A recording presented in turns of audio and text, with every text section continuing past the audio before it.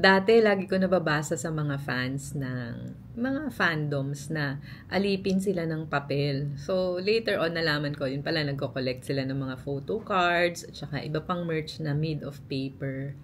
Naisip ko, ba't naman ako bibili ng mga photo cards na yan? Alam mo yun, parang sayang sa money. Dapat kung bibili ako ng merch, yung mga magagamit ko. So, yun yung mga merch talaga na binili ko. No? T-shirt, hoodie, hat, mga ganyan, face mask.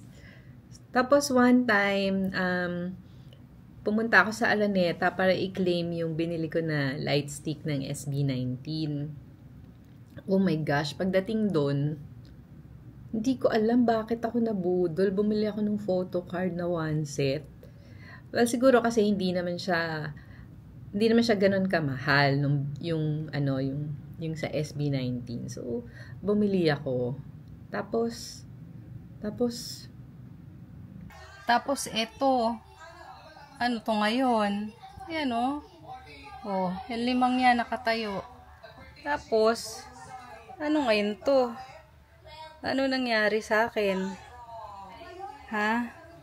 Ano to mga papel na to? Ano na? Naging alipin na rin ng papel. Ano na?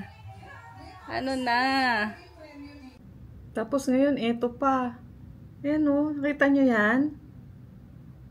5. 5. Isang set. Ano ba nangyari? Hindi ko alam. Ano bang orasyon nilalagay nila pag piniprint nila itong mga photo cards na to at nabubudol tayo. At ganun. More to come. Meron pang paparating. McDonald's, di ba?